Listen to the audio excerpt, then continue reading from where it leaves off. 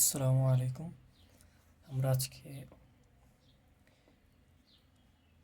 এমন একটা জিনিস শিখব যেটা আমরা আগে অনেকবার পড়ে এসেছি, কিন্তু হয়তো আমরা জানতাম না যে কিভাবে আসলে এই সূত্রটা হয়।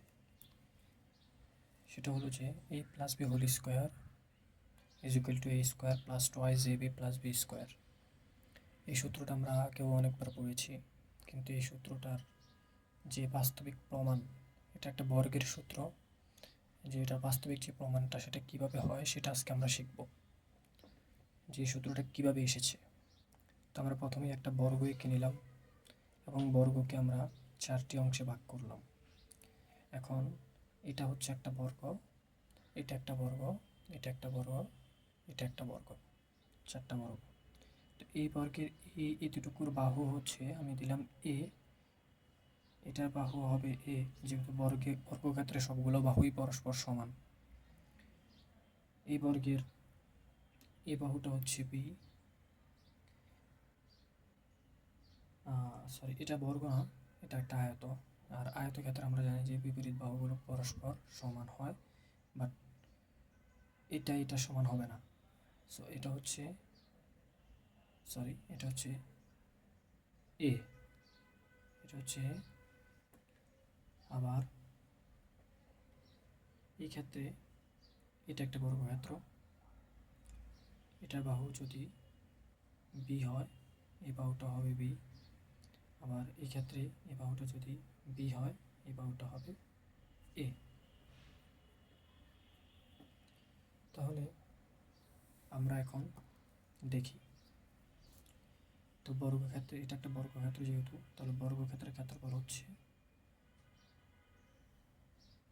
এক বাহু গুণন এক বাহু, অর্থাৎ এ ইন্টু এ মানে এ স্কোয়ার।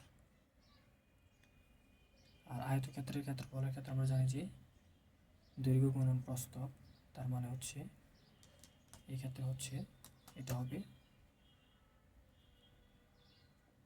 প্রস্থ গুণন দৈর্ঘ্য বা দৈর্ঘ্য গুণন প্রস্থ, মানে হচ্ছে এ বি। এরপরে এইদিকে যদি দেখি, এটা হচ্ছে দৈর্ঘ্য, এটা হচ্ছে প্রস্থ, তাহলে দৈর্ঘ্য গুণন প্রস্থ মানে এ গুণন বি, এ বি। তাহলে এখানের মধ্যে বি ইন্টু বি মানে হচ্ছে বি স্কোয়ার, এটা প্রস্থ প্রস্থ বি স্কোয়ার। তাহলে এখন এদিকে থেকে যদি আমরা এ প্লাস বি এই দুটোকে যোগ করি, তাহলে আমার পুরো বর্গক্ষেত্রটার দৈর্ঘ্যটা এটা হচ্ছে এ প্লাস বি, এ প্লাস বি। আমি লম্বালম্বি করে লিখলাম। আবার এদিক থেকে এটাও যেহেতু, এটা পুরোটাই যেহেতু একটা বর্গক্ষেত্র, তাহলে এটার এক বাহু আর এটাও এক বাহু, তাহলে এটাও হয় এ প্লাস বি। ওকে, তাহলে এখন আমার বর্গক্ষেত্র যেহেতু এটা পুরো একটা বর্গক্ষেত্র, তাহলে এই পুরো বর্গক্ষেত্রের ক্ষেত্রফল কি হচ্ছে এ প্লাস বি ইন্টু এ প্লাস বি, এ প্লাস বি হোল স্কোয়ার।